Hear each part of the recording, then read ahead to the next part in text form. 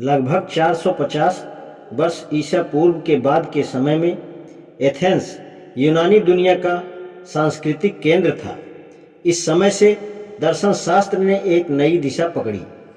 प्राकृतिक दार्शनिक मुख्यतः भौतिक जगत के स्वरूप से सरोकार रखते थे। इससे उनका विज्ञान के विकास के इतिहास में केंद्रीय स्थान बन जाता है। एथेंस में अब व्यक्ति और समाज में व्यक्ति के स्थान पर ध्यान दिया जा रहा है। धीरे धीरे प्रजातंत्र का विकास हुआ। इसके साथ लोकप्रिय विधानसभाएं और कानून की अदालतें भी आई।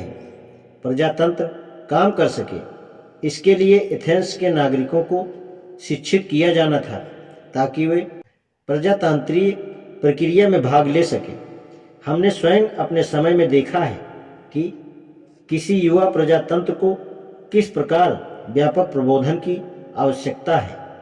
एथेंस वासियों के लिए प्रथम एवं सर्वाधिक आवश्यक वक्तृत्व कला थी, जिसका अर्थ हुआ अपनी बात विश्वसनीय यानी युक्ति तरीके से कहना।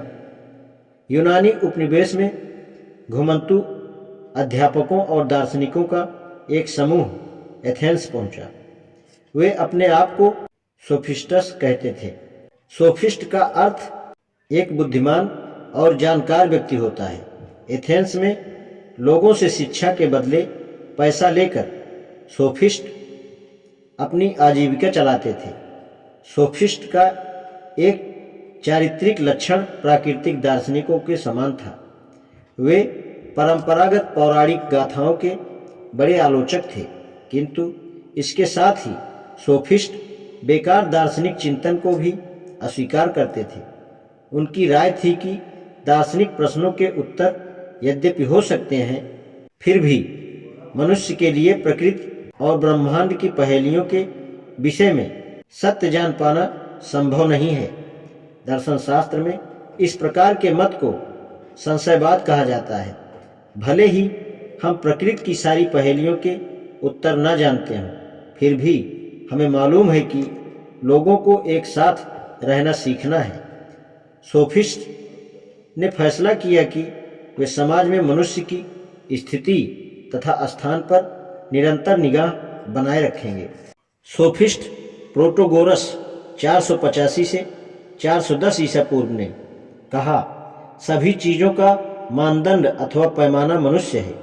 इस वक्तव्य से उसका अभिप्राय था, कोई चीज़ सही है या गलत, अच्छी है या बुरी, यह प्रश्न हमेशा ही आदमी की ज़रूरतों के संदर्भ में विचारा जाना चाहिए।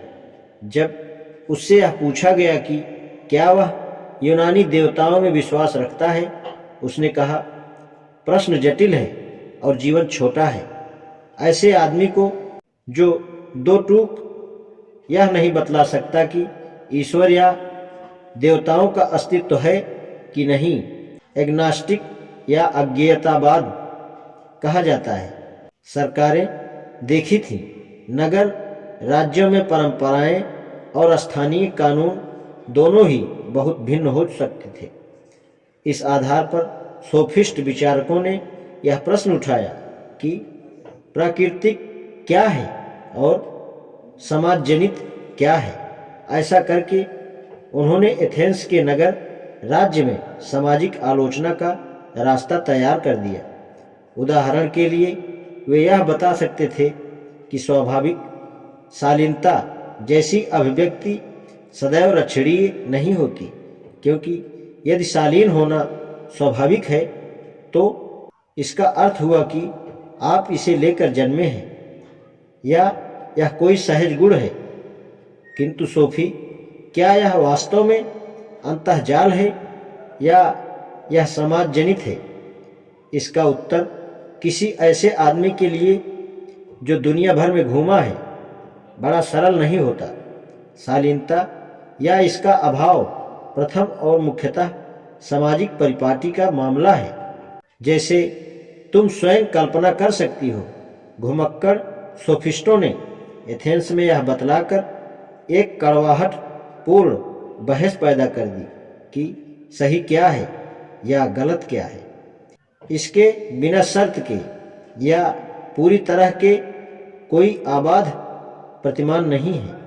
सोफिस्ट के विपरीत सुकरात ने यह दिखलाने की चेष्टा की कि इस तरह के कुछ प्रतिमान वास्तव में हैं, संपूर्ण हैं और वे विश्वव्यापी स्तर पर वैध हैं। आज इतना ही।